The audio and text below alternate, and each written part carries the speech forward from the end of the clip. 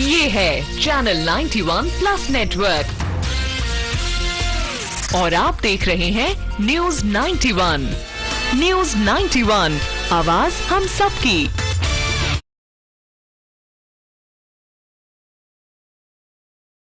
नमस्कार, मैं हूं अब्बास अली रिजवी और आप देख रहे हैं न्यूज 91 राजस्थान। न्यूज 91 के खास कार्यक्रम मेरा उदयपुर मेरा मुद्दा में आपका स्वागत है। आज हम बातचीत कर रहे हैं उदयपुर के एक निजी स्कूल में हुए दुष्कर्म की वारदात से जुड़ी खबर पर। ऐसे में निजी स्कूलों में किस तरह की सुरक्षा व्यवस्था होनी चाहिए, निजी विद्यालयों में किस तरह के और इंतजाम किया जाने चाहिए ताकि इस तरह की दुर्घटनाएं, इस तरह की घटनाएं दोबारा न हो। इन दोनों मुद्दों पर बातचीत करने के लिए हमारे साथ मौजूद हैं उदयपुर से बीजेपी के कार्यकर्ता अनिल चतुर्वेदी जी और कांग्रेस के पूर्व पार्षद और कई पदों को संभाल चुके अजय पोरवाल साहब। आप दोनों का सर बहुत बहुत स्वागत हमारे शो में। ये जो घटना हुई है पूरा उदयपुर को हिला के रख दिया इसने। ऐसे में बहुत जरूरी है कि इस मुद्दे पर चर्चा की जाए और ये दोबारा घटना न हो। इसको लेकर आप इस पूरे मुद्दे को किस तरह देखते हैं? पहले एक शॉर्ट मुझे थोड़ा सा आप दोनों का, पहले अजय पोरवाल जी। अब्बास जी, जी, स्कूलों में बिल्कुल छोटे छोटे बच्चे आते हैं और बच्चियां भी आती है, को एजुकेशन भी है, प्राइवेट स्कूल भी है, सरकारी भी है। पर सरकार और निजी जो उदयपुर की निजी सरकार है और निजी जो जनप्रतिनिधि है या उस क्षेत्र के पार्षद है और उन स्कूलों के प्रबंधक की जो कमेटियां बनी हुई है, उनकी जवाबदेही निश्चित तौर से इस स्कूल के बच्चों की सुरक्षा के ऊपर और इस तरह के कृत्य के लिए होनी चाहिए। पिछले कई सालों से प्राइवेट स्कूलों में, सरकारी स्कूलों में भी इस तरह की घटनाएं हुई है और सरकार ने इस तरह की घटनाओं को रोकने के लिए कोई प्रयास किया ही नहीं है। बड़ी बात, आपने बहुत बड़ी बात बताई। सर अनिल जी, आपसे जानना चाहता हूँ इस पूरे मुद्दे को आप किस तरह से देखते हैं? इतना बड़ा उन्होंने कहा कि सरकार ने कोई प्रयास किया ही नहीं, किस तरह से देखते हैं? वस्तु तो यह है कि जो निजी विद्यालय हैं, सरकार उनको मान्यता तो जरूर दे देती है, परंतु उन पर नियंत्रण के जो माकूल प्रबंध हैं वो नहीं किए जाते। जैसा कि अजय जी ने बताया अभी कि जनप्रतिनिधि, शिक्षा विभाग और स्कूल का प्रबंधन और स्कूल का प्राचार्य, ये चारों की जो बॉडी है एक प्रकार से उस निजी विद्यालय के आधार भूमि है। और आधार भूमि होने के कारण जो छोटे छोटे बच्चे पढ़ते हैं वो देश के नौनिहाल हैं, देश की भावी पीढ़ी हैं और देश का भविष्य है। उस भविष्य को किस प्रकार से सुरक्षित किया जा सके, क्योंकि मेन मुद्दा है कि हमारा एजुकेशंस, एडमिनिस्ट्रेशंस और अनुशासन, इन चीज़ों पर अगर हम फोकस करते हैं, और यह निश्चित बात है कि सरकार का भी निजी विद्यालयों पर कोई ऐसा नियंत्रण नहीं है। और ये भी सत्य है कि सभी विद्यालय ऐसे नहीं हैं। बिल्कुल, कुछ विद्यालय ऐसे भी हैं जो स्टाफ से लगा करके, प्रबंधन से लगा करके सभी बच्चों पर ध्यान भी देते हैं। उन्हीं स्कूलों के बच्चे मेरिट में भी आते हैं, साइंस क्विज में भी अगर जाते हैं और राज्य स्तर से लगा करके नेशनल लेवल तक उनके जो परफॉर्मेंस है वो बेहतर है। परंतु जो पूर्णतः व्यावसायिक दृष्टि से, जिनमें आप कह सकते हैं कि एकेडमिक जो नॉलेज होना चाहिए प्रबंधन में, वो अगर नहीं होता है तो उस पर नियंत्रण करना बहुत मुश्किल हो जाता है। और सरकार कुछ ऐसे नियम भी बनाए जिनसे इस निजी स्कूलों पर नियंत्रण हो सके, क्योंकि केवल मान्यता देना मात्र नहीं होता और इंस्पेक्शन करके और आप साल भर की उसकी स्वीकृति दे देते हैं, परंतु वर्ष पर्यंत जिस प्रकार की निगरानी, जिस प्रकार का नियंत्रण होना चाहिए, उसमें बहुत कमी है। ये बात तो सत्य है और ये अभी से नहीं चली आ रही, कभी से चली आ रही है।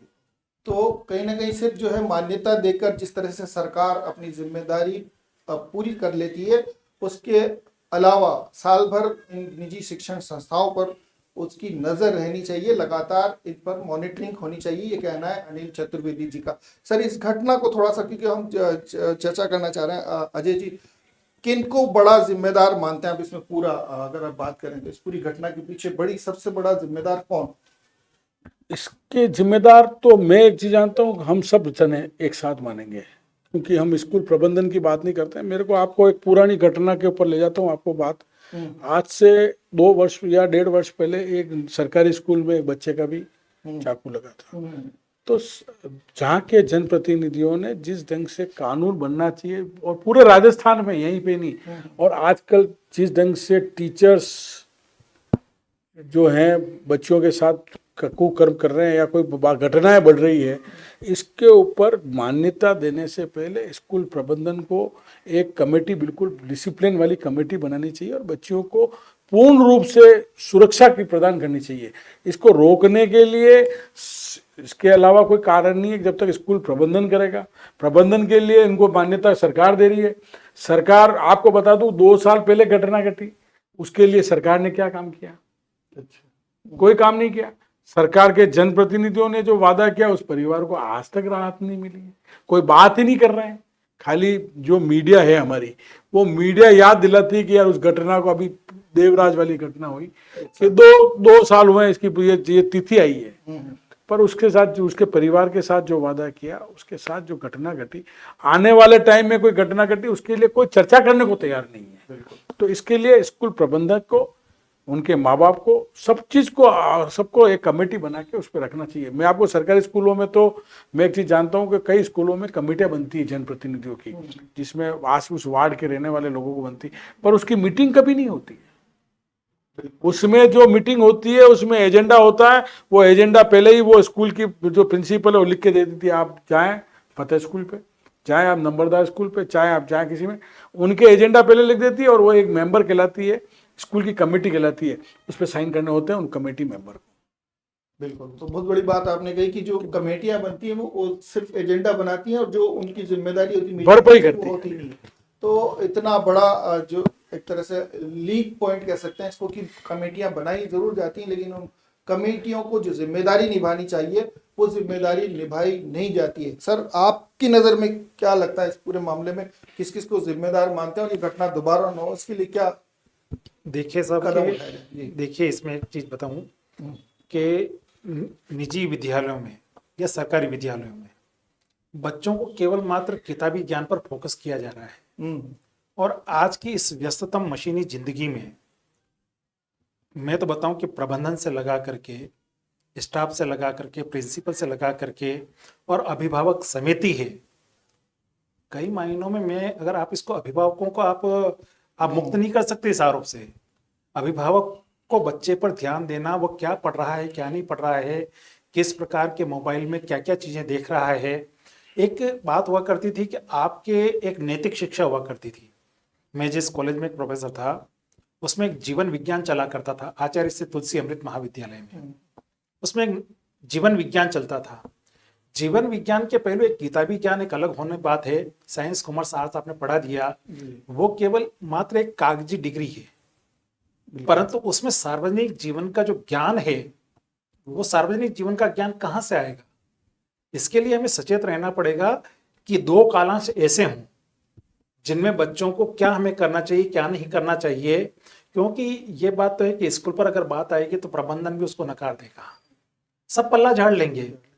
अभिभावक जो है वो एक ठगा सा महसूस करेगा, परंतु उस अभिभावक को भी सचेत होकर के अपने बच्चे पर उसी प्रकार की निगरानी करनी चाहिए। क्योंकि आपने फीस भर दी है, आपने मुक्त हो गए, अब वो क्या पढ़ रहा है, क्या नहीं पढ़ रहा है, इस पर पूरी निगरानी भी जरूरी है। नैतिक शिक्षा का जो पाठ है उन किताबों से हट करके वो एक ज्ञान बहुत जरूरी है, जिसके माध्यम से बच्चा ये समझ सके कि मुझे क्या करना चाहिए। अब वो छुट्टी का दिन था, एक विद्यालय की घटना हुई है, अब छुट्टी का दिन था, प्राचार्य के अनुसार उन्होंने मैसेज भेज दिया था।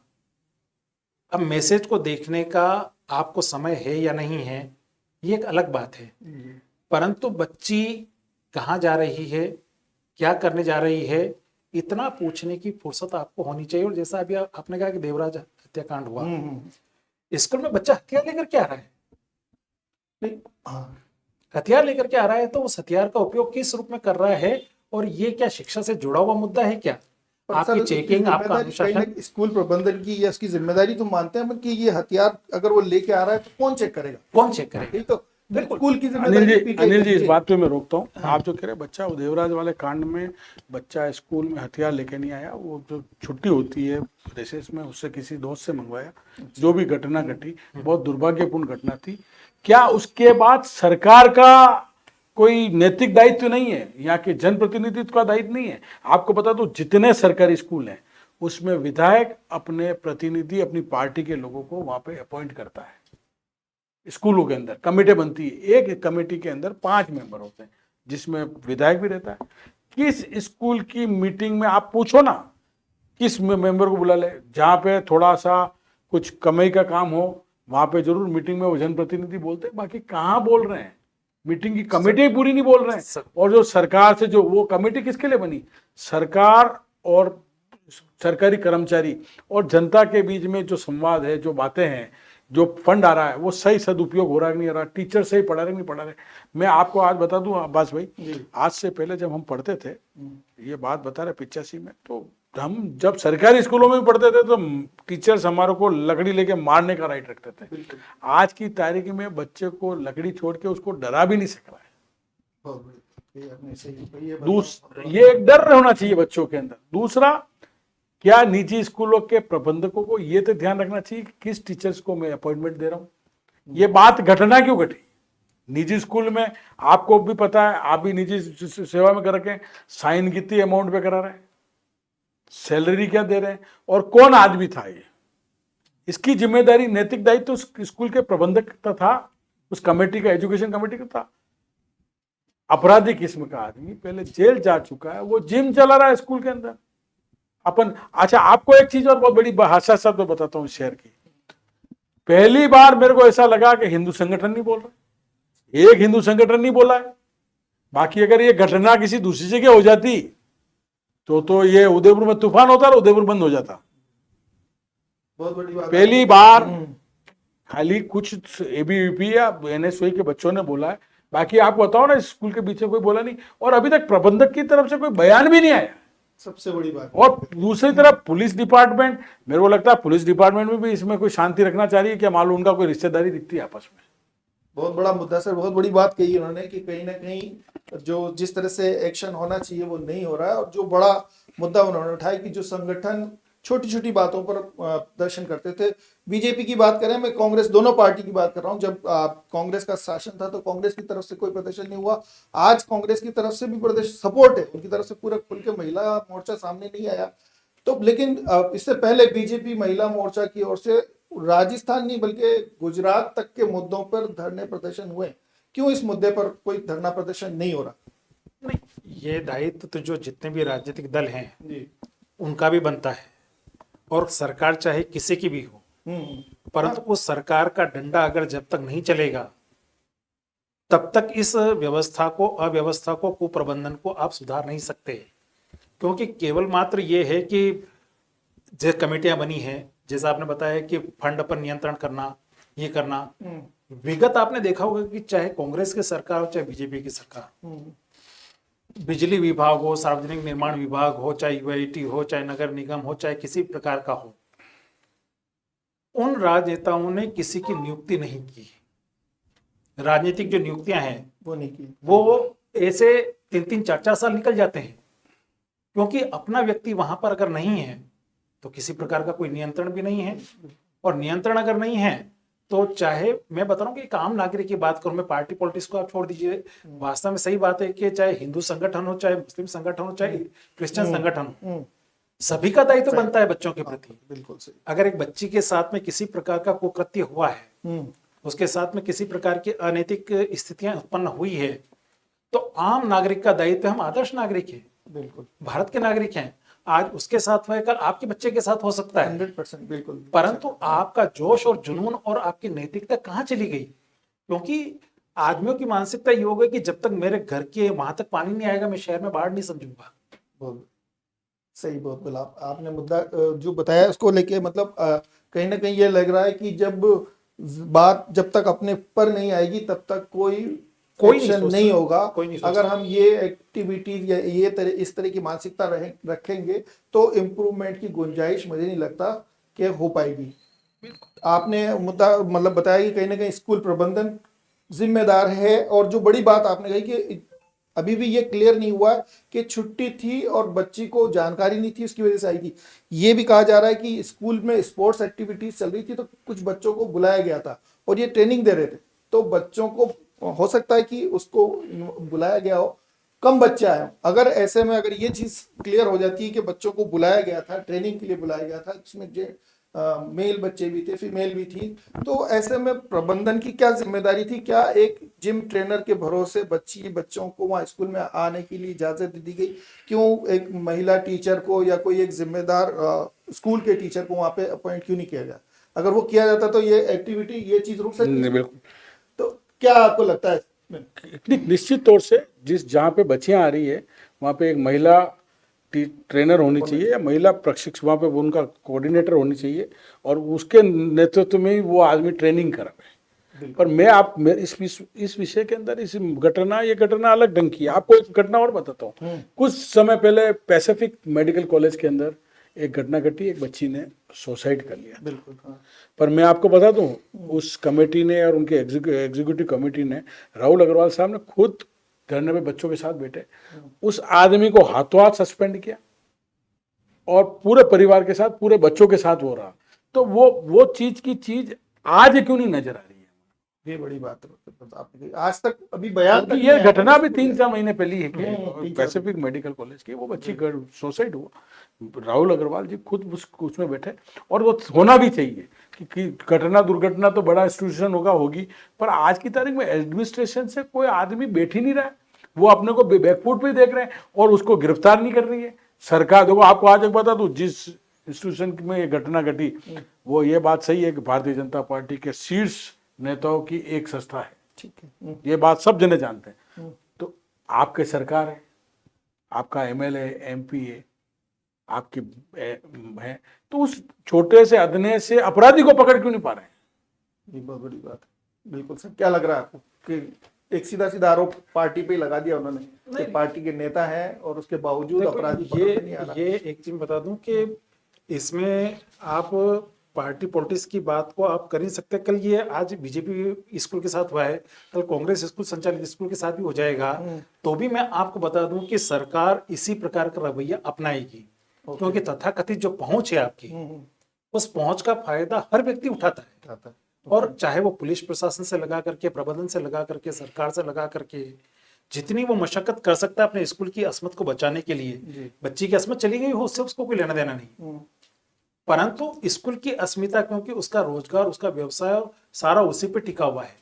और ये व्यावसायिक संस्थान हो गए कई बार, तो मान के चलिए आप। बिल्कुल। और व्यावसायिक संस्थान होने के कारण ये है कि हम सरकारी स्कूलों में बच्चों को पढ़ाने की बजाय आजकल हर व्यक्ति, जो चाहे गरीब से गरीब व्यक्ति हो, वो, और सबसे ज्यादा मैं बता रहा हूँ कि मध्यम वर्गीय परिवार, वो अपने स्तर को देखते हुए कहीं ये नहीं सोच ले कि मेरा बच्चा सरकारी स्कूल में पढ़ता है। मैं तो कहता हूँ एक बात है कि एक अगर आपने ऑर्डर, अच्छा एक ऑर्डर निकला हुआ था, कलेक्टर साहब ने खुद निकाला है कि शिक्षक और स्टाफ वहां पर मौजूद रहेगा, बच्चों की छुट्टी रहेगी। वो नेक्स्ट डे निकला था, है ना? 2 दिन की जो छुट्टी थी ना, नेक्स्ट डे शिक्षकों को बुलाया, पहले दिन पूरी नहीं। अच्छा, दोनों दिन ऐसा था? दोनों दिन ही ऐसा था, जिस पर मैंने एक आर्टिकल भी लिखा है जी। उस पर यह था कि शिक्षक रहेंगे। मैंने कहा कि भाई, मैंने तो इतना लिखा है कि भाई शिक्षक जो होता है, चाहे सरकारी विद्यालय हो, आपका ये मान करके चले हो कि छत गिर जाएगी, स्कूल जीर्ण शीर्ण है, छत गिर जाएगी, वो हो जाएगा। तो मैंने एक चीज लिखी थी कि 25 और 26 को बच्चों के अवकाश रहेगा, परंतु शिक्षक श्रीमान पधारें स्कूल में, क्योंकि वो बेस्ट तैराक हैं। चाहे बाढ़ आए, चाहे बारिश आए, वो तैर करके आ सकते हैं। और इतने बाहुबली भी हैं कि अगर स्कूल की छत गिर भी रही होगी तो अपने बाजुओं से वो थाम लेंगे। कटाक्ष था कुल मिला के एक बहुत बड़ा। आपने ये शिक्षकों को बुलाया नहीं जाना चाहिए था आपसे? हाँ, अगर आपकी छुट्टी है, ओके, तो मैं बता रहा हूँ कि छुट्टी रहेगी। अगर मान लीजिए कि अगर आप शिक्षक को बुला रहे हैं, तो और कब बुला रहे हैं? दूर दराज गांवों में, ठेठ अंदरूनी गांवों में वो ऑर्डर ही नहीं पहुंचा, शिक्षक भी पहुंच गए और बच्चे भी पहुंच गए। सही, ठीक है ना? तो आपका, अच्छा दूसरी बात है कि आप मौसम वैज्ञानिक, कई बार होता है कि बारिश अब रुक गई है, बारिश 2 दिन नहीं आई है और अब आ रही है। बिल्कुल। तो आपका दायित्व ये है कि आप किस आधार पर उस छुट्टी को कर रहे हैं। कई बार होता है कि ठंड की छुट्टी करते हैं, सर्दियों की छुट्टी करते हैं कि भाई सर्दी बहुत कड़ाके की ठंड पड़ रही है, पड़ने वाली है, हम 4 दिन की छुट्टी कर देते हैं। उस समय कोई ठंड नहीं पड़ेगी ज्यादा, और जिस दिन स्कूल खुलेगा उसी दिन से कड़ाके की ठंड पड़नी प्रारंभ हो जाएगी। तो आपकी सरकारी मानसिकता, प्रशासनिक अधिकारियों की मानसिकता किस स्तर पे है, इसका कोई नियंत्रण नहीं है। सर, मौसम विभाग की जो भविष्यवाणी को भी ध्यान में रखते हुए एक्शन लेना जरूरी था। अगर नहीं लिया जाता और बारिश आ जाती, तब भी ये जिम्मेदार सारे यही लोग होते जिन्होंने ऑर्डर्स निकाला, जिला कलेक्टर होते। मौसम विभाग की जो भविष्य, क्योंकि बदलता है उसमें, ऐसा नहीं कि हर बार 100% सच होगी, बदलाव तो आता है। बड़ी, जैसे जो आपने कटाक्ष किया कि स्कूल में टीचर्स आने चाहिए, लेकिन इसी घटना को अगर देखें तो इसके टीचर्स तो नहीं आए, टीचर नहीं आए। तो टीचर का जबकि उन्होंने ऑर्डर निकाला, अगर टीचर्स आ जाते तो शायद ये घटना रुक सकती थी। ये तो हो सकता है इसके पीछे ये भी सोच उनकी रही है। अब्बास तो जिला भाई, कलेक्टर एक की- अब्बास भाई एक हाँ, चीज बताओ, टीचर्स की बात कर रहे हैं बच्चे, हाँ, बच्चों की सुरक्षा का विषय था अपने पास, जी। पर टीचर्स की बात हुई। पर सरकारी स्कूल में तो इंडस्ट्री हो गई है। खाली जो सरकार आएगी, चाहे किसी भी पार्टी की सरकार हो, टीचर्स एक इंडस्ट्री है। कोई टीचर्स अपने टारगेट पे बच्चों को पढ़ाना नहीं चाहता है, उसको तो सिर्फ अपने वेतन का, कौन से वो 7वें वेतन 8वें वेतन की कैलकुलेशन आनी चाहिए, बस इसके अलावा कोई आप मेरे को बताओ, सरकारी स्कूल तो सरकार ने खोल दिए, टारगेट्स क्या है, बच्चों की सुरक्षा क्या है? आप गाँव में आप बताओ ना, आज कोटड़ा में कोई स्कूल का बच्चे टीचर्स जाना चाहता है क्या? कोई गोगुंदा जाना चाहता है क्या? उदयपुर का टीचर क्या कोई गांव में जाना चाहता है क्या? कोई नहीं जाना चाहता। ये इंडस्ट्री है, बच्चों की सुरक्षा का कोई लेना देना नहीं है। ये शिक्षा विभाग, मैं आपको बताऊं, कोई भी सरकार हो, शिक्षा विभाग और शिक्षा के जो टीचर्स है, जब तक इसको या तो प्राइवेटाइजेशन करे, उनकी जिम्मेदारी तय करे कि आपके स्कूल का बच्चा, अच्छा स्कूल के एडमिशन सरकारी स्कूल में कम क्यों हो रहे हैं? आप और हम जब पढ़ते थे तब 2-2 हजार बच्चे सरकारी स्कूलों में हुआ करते थे। मैं आपको आज बता दूं, हमारा जो एडमिशन हुआ नंबरदार स्कूल में हुआ, उस जमाने नंबरदार स्कूल में एडमिशन नहीं मिलता, बिल्कुल सही। फतेह स्कूल में एडमिशन नहीं मिलता, कमर पर्दा में स्कूल में स्कूल नहीं चलता। आज बच्चे ही नहीं है। आपने समय के हिसाब से सरकारों ने अपनी पॉलिसी चेंज नहीं की, उसी पॉलिसी पे चलते रहे। बिल्कुल। और हर आदमी का बच्चा, जो गरीब से गरीब बच्चा, वो भी चाहता है कि मेरा बच्चा इंग्लिश मीडियम स्कूल में पढ़े। इसके लिए सर ये लोगों ने सुझाव दिए थे कि जब तक गवर्नमेंट टीचर के बच्चे गवर्नमेंट स्कूलों में पढ़ने के लिए बाध्य नहीं किए जाएंगे, क्या ये बात भाई, ये सब थोती बात है, नहीं, अब कोई किसी संभावना के नहीं लगता है। है? आपकी क्वालिटी, मैं बात बताऊं तो भले दिल्ली में केजरीवाल जी की बात करते हैं, क्वालिटी स्कूल तो बनाया उन्होंने, कुछ तो शुरुआत की, उस चीज में सोचा। पूरे राजस्थान के अंदर आप बताओ ना, सरकारी स्कूलों की तो हालात खराब हो गए, क्यों? बिल्डिंगें जर्जर हो गई। सही। पहले तो गांव का जो आदमी होता था, गांव में एक स्कूल खुलता था, गांव का एक आदमी होता था कि मेरा बच्चा पढ़ रहा है, वो आदमी कहता अच्छा तुम्हारे कमरा बनाना, मेरे से पैसे लेके बनाओ। अब क्यों नहीं मिलते? आप सामूहिक सहयोग होता, सामूहिक सहयोग खत्म हो गया। आप बच्चे की आप क्यों एजुकेशन, टीचर जाती है 9 बजे का स्कूल टाइम है, वो 10 बजे जाती है। कितने स्कूल के बच्चे हैं आज? 400 स्कूल, 25 तो टीचर है और 400 बच्चे हैं। मैं आपको आज एक बहुत बड़ा स्कूल, उदयपुर के लोकल स्कूल बताओ, कभी आप है ना फतेह स्कूल में जाके देख, कितने पीटीआई काम कर रहे हैं। बिल्कुल। एक स्कूल के अंदर कितने पीटीआई होने चाहिए? 2-4। मेरे हिसाब, मेरे को जो जानकारी है साहब, मेरे हिसाब से 23 से 24 पीटीआई काम करते हैं। कितने पता है इसको में इस पॉइंट है। अब वो यूं कहते हैं हम तो ये सिखाते हैं उन स्कूलों, कहीं नहीं सिखाए। उनकी एक ही काम है, वो 7वां वेतन 8वां वेतन की गणित लगाते हैं और किसी भी आदमी को टारगेट से एजुकेशन नहीं करेगी कि बच्चों की सुरक्षा की बात क्यों नहीं पढ़ते हैं। हमारे जमाने में स्कूल में दौड़ाते हुए गेम्स भी होते थे, डंडे भी मारते थे। हम सरकारी स्कूल पढ़ते थे, हम स्कूल 4 दिन जाते थे, हमारे माँ बाप के पास शिकायत आती थी। अब कौन करे?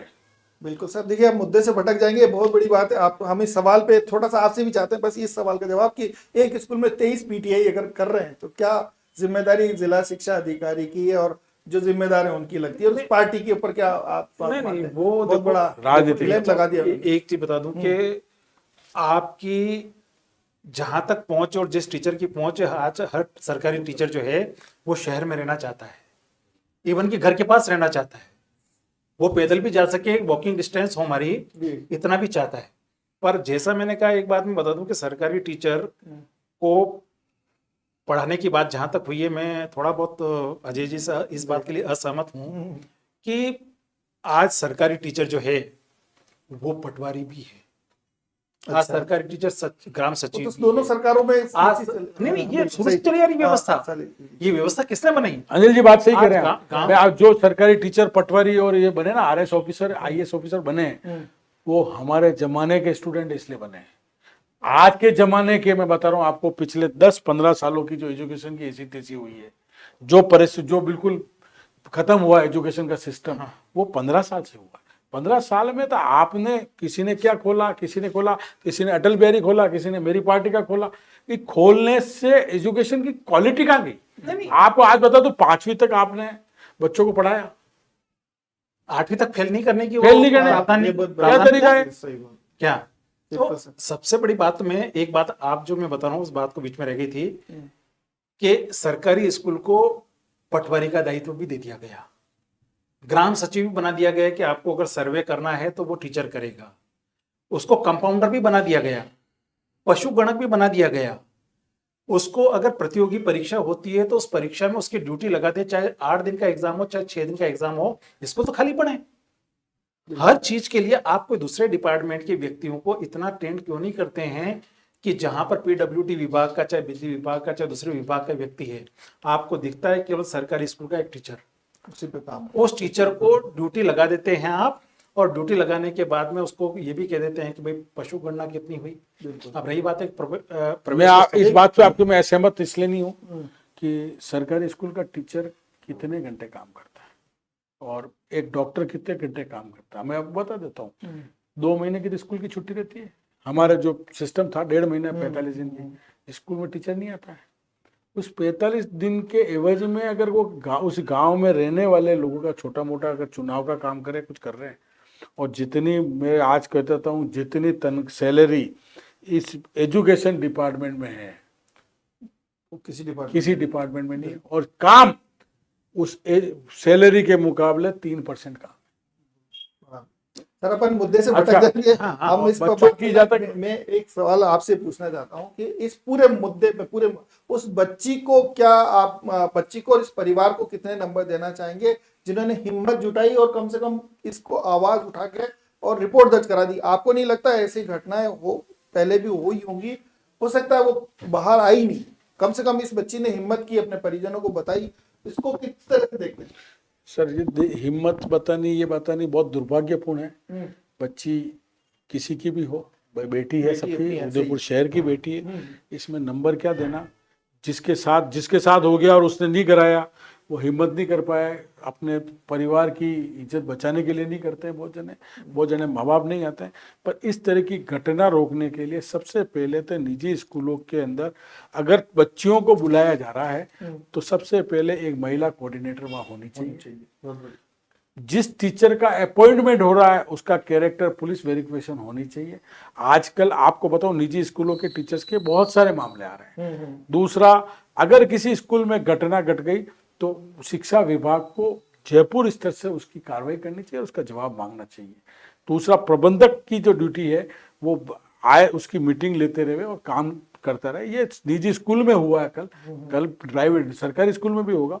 सरकारी स्कूलों में भी जो जनप्रतिनिधियों ने जो मीटिंग कमेटियां बना रखी है उसकी बराबर उसकी विजिलेंस होनी चाहिए, उसकी मीटिंग होनी चाहिए, ताकि इस तरह की पुनरावृत्ति घटना नहीं हुए। और ये बात दुर्भाग्यपूर्ण है, मैं आपको बता रहा हूँ, पर ये इस तरह की घटनाएं हम इस टॉक शो से हम रोक पाएंगे ऐसा नहीं, पर हम सरकार को मैं इस सरकार को सुझाव दे रहा हूँ, इसके लिए कोई ना कोई छोटा बड़ा भी कानून लेके आना। चलिए, आपको क्या लगता है सर, पूरे मुद्दे को किस तरह से रोकने के लिए क्या करना चाहिए इस तरह की घटनाओं नहीं, को? बिल्कुल आपने जो कहा है कि सबसे पहले तो जो मान्यता देता है उसका नियंत्रण आवश्यक है, और कुछ आचार संहिताएं ऐसी बननी चाहिए और आचार संहिताओं को तोड़ने वाले पर कार्रवाई ऐसी होनी चाहिए जो दुनिया याद रखे। क्योंकि अभी ये मुद्दा हुआ है, ये दूध के उफान की तरह है, हल्का सा पानी डाल दिया फिर वापस बंद हो जाएगा, फिर परसों कोई घटना होगी। हम उसी तरीके से एक सहज रूप में लेकर के अखबारों में पढ़ करके घरों में चर्चा करके हम उसके लिए बैठ जाएंगे। हमने कब सरकार पर दबाव बनाया? बिल्कुल, सरकार पर दबाव बनाने की रणनीति जो है। और एक चीज और बता दूं मैं, इस समाज को सबसे ज्यादा अपेक्षा अगर किसी से है तो वो टीचर से है। आज राजनेता को, प्रशासनिक अधिकारी को, आईएएस अधिकारी को, किसी भी डिपार्टमेंट के बड़े अधिकारी को अगर रिश्वत लेते पकड़ा जाए, अनैतिक कृत्य करते हुए पकड़ा जाए, हथकड़ी लगा करके जेल में अगर डाल दिया जाए तो समाज को इतना आश्चर्य नहीं होगा। परंतु शिक्षा के मंदिर में अगर शिक्षक के द्वारा किसी प्रकार का अनैतिक कृत्य हो जाता है तो समाज को इससे अपेक्षा उससे नहीं थी। बिल्कुल, और शर्मसार होना पड़ा। आज इसी वजह से हम भी इस मुद्दे पर चर्चा करने के लिए बैठे हैं। अजय जी ने बहुत अच्छी बात कही, इसकी मॉनिटरिंग जयपुर से होना चाहिए और कोई ना कोई ऐसा कानून बनना चाहिए ताकि इस तरह की पुनरावृत्ति न हो। एक छोटा सा मुद्दा आपने चलते चलते उठाया, मैं दोनों की जो घटना एक बार हमारे उदयपुर में पहले इसी तरह की घटना हुई, जो स्कूल में, सरकारी स्कूल में घटना हुई, उस बच्चे को आज तक उसका जो न्याय है नहीं मिल पाया। कितनी कहाँ कमी रही है, क्यों नहीं हो पा रहा? देखिए, ये एक बात बता दूं कि सबसे बड़ी जो किसी भी प्रकरण की जो जांच है वो अगर शुरू से ही गलत दिशा में चली जाए तो अपराधी को बचने का बट मौका सर, मिल जाता इससे पहले वाली जो घटना हुई हमारे उदयपुर में, कन्हैया लाल जी की बात कर ले, तो कोई जांच नहीं हुई, लेकिन इमीडिएट मुआवजा भी मिला और दोनों बच्चों को नौकरी भी मिल गई। क्यों यहाँ पे कमी रह रही? क्या लग रहा है आपको? आपकी पार्टी कितनी जिम्मेदारी, कितनी ज्यादा, जितना जो प्रदर्शन हुए थे, क्यों कांग्रेस की तरफ से कोई धरना प्रदर्शन नहीं हो रहे जब उस बच्चे को न्याय नहीं मिल रहा? सर, मेरा ये निवेदन है, कांग्रेस और बीजेपी का मैटर नहीं है, ये सारे उदयपुर का विषय है। जिस ढंग से उदयपुर के एमएलए साहब ने बीड़ा उठाया था और उदयपुर के जितने पार्षद थे उन्होंने सब ने एक निर्णय लिया था उस तत्कालीन जी बोर्ड के कि हम सब जने वहाँ पे उनको अपनी एक एक माह की सैलरी उसके पिताजी घर पे देंगे, वो नहीं दे पाया। लिटिगेशन हिंदुस्तान का बहुत अलग ढंग का है, वो वैधानिक प्रक्रिया पुलिस डिपार्टमेंट भी ने जो लिखी होगी उसी के आधार पर उसका काम हो रहा है। और कन्हैयालाल जी वाले कांड में तो आपको बता दूं कि सरकार हमारी कांग्रेस की थी और अल्पसंख्यक समाज के अन्य समाज के आदमी ने उसका मर्डर किया था, तो एक बहुत बड़ा मुद्दा बन गया, क्योंकि सरकार, हम भारतीय जनता पार्टी के पास मुद्दा नहीं था पूरे प्रदेश के अंदर, आपको बता दूं, तो एक मुद्दा उठा के काम किया। पर हमारे जो तत्कालीन मुख्यमंत्री अशोक जी गहलोत साहब थे, उन्होंने तत्कालीन, उनको पता लगते ही उन दोनों बच्चों को नौकरी दी, उनको राहत दी है, आर्थिक सहायता भी दी है और जो अपराधी थे उनको जेल भी डाला है और एसओजी में मुकदमा दर्ज हुआ था उसका। चलिए, हम उम्मीद करते हैं इस बच्चे को भी न्याय मिलेगा, जल्द न्याय मिलेगा और उससे जो वादे किए थे वो पूरे होंगे। चलते चलते दोनों से हम चाहते हैं शॉर्ट में, हालांकि आपने बता दिया कि कानून बनना चाहिए, लेकिन और क्या ऐसा सुझाव आप देना चाहेंगे कि इस तरह की घटनाओं को रोकने के लिए प्रभावी कदम उठाया जाए? ये तो करना ही होगा, क्या लगता है? सबसे बड़ी बात तो जो है कि हर स्कूल पर नियंत्रण के लिए जिस सरकार के शिक्षा विभाग ने मान्यता दी है, इसके ब्लॉक शिक्षा अधिकारी होते हैं, उसका एक अधिकारी, दूसरा वहां का संबंधित वार्ड का पार्षद, अभिभावक समिति के सदस्यगण और प्रबंधन कमेटी का जिम्मेदार व्यक्ति, अगर ये सारी कमेटी मिलकर के और सख्त एक्शन लेकर के जो रिपोर्ट देती है उसके खिलाफ, कि इस स्कूल के खिलाफ है या प्रबंधन के खिलाफ है या किसी प्रकार से इस घटना के खिलाफ है, हमें ये एक्शन लेना चाहिए, उसमें आम जन भी साथ होकर के उसको एक प्रकार से अपने मंजिल तक अगर पहुंचाएगा तो इन घटनाओं पर थोड़ा बहुत विराम, मैं ये नहीं कहता कि पूर्ण विराम लग सकता है, पर थोड़ा बहुत विराम लगने की संभावना है। परंतु हमें कदम तो उठाना पड़ेगा और ऐसा कठोर और सख्त कदम उठाना पड़ेगा कि पीढ़ियां याद रखें उन लोगों की। बहुत बड़ी बात। सर, अपॉइंटमेंट के ऊपर आपने भी अपनी थोड़ी चर्चा की कि जब किसी इंसान का किरदार हमें पता चल रहा है कि वो इस तरह की नेचर, इस तरह की घटनाओं में इन्वॉल्व है, क्या जॉब देते समय या उस वक्त उसकी पीछे थोड़ी सी इंक्वायरी करना जरूरी नहीं लगती? बिल्कुल, सरकारी अगर कोई आप नौकरी देते हैं तो एसपी का वेरिफिकेशन होता है, उसका सभी प्रकार से जांच होती है, परंतु चूंकि निजी विद्यालयों में क्या है कि कम सैलरी में रखना है, वो वजह रही। सरकार का कोई नियंत्रण नहीं है, सरकार का कोई नियंत्रण नहीं है कि भाई इस जो टीचर है उसको कितनी सैलरी दी जाए। आपने कहा कि बहुत से स्कूलों की ऐसा मामला है कि देते कुछ है और लिखवाते कुछ और है, वो दिया है तो वापस उससे नगद वापस ले लिया जाता है। और टीचर भी इस मामले में, जितना शिक्षक समुदाय है वो भी इतना सचेत नहीं है कि अपनी व्यवस्था हो। ये यार मेरे को जानकारी नहीं थी, आपके कैबिनेट मिनिस्टर साहब अभी आए थे उदयपुर में, अच्छा, तो उन्होंने अपने भाषण में उसी विश्वविद्यालय कार्यक्रम में कहा, यार तुम साइन कितने पे कराते हो? तो चले तो मेरे को सब जानकारी है, मेरे को जानकारी पता चला, मेरे को ऐसा भी काम होता है। तो ये बात सही है, पर मैं आपको एक और बात बता दूं, जिस ढंग से सरकार ने व्यवस्था कर रखी है सरकारी स्कूलों में कमेटी बनाने की जनप्रतिनिधियों की, उस तरह से निजी स्कूलों में सरकार को कानून बनाना चाहिए कि निजी स्कूलों में जिस एरिया के स्कूल है वहाँ पे उसकी कमेटी बनाए और वो कमेटी इस चीज़ का सारा ध्यान रखे। वो कमेटियों से क्या होगा, बच्चे उस इलाके के बच्चे ही जाएंगे स्कूल में पढ़ने के लिए या कहीं से भी आएंगे, तो वहाँ के जनप्रतिनिधियों की भी जिम्मेदारी होगी कि यहाँ पे जो बच्चे आ रहे हैं उनकी सुरक्षा की जिम्मेदारी मेरी भी है, तो वो स्कूल पे भी थोड़ा सा लगेगा। एक सकारात्मक कदम अगर आप उठाएंगे तो संभव है शिक्षा के मंदिर सुधर जाएंगे। बिल्कुल। परंतु अगर इनको बेखौफ होकर के मुक्त कर दिया गया ना, तो ये इनके बराबर अनियंत्रित अव्यवस्था कोई नहीं फैला सकता है। और शिक्षा जहाँ पर बच्चों का भविष्य है उसके मामले को लेकर के अगर हम कोताही बरतेंगे, चाहे समाज हो, चाहे जन भावना हो, चाहे जन समूह हो और जनप्रतिनिधि हो और शिक्षा विभाग हो, अगर इस पर नियंत्रण नहीं करेगा तो यह अव्यवस्थाओं का दौर चलता रहेगा।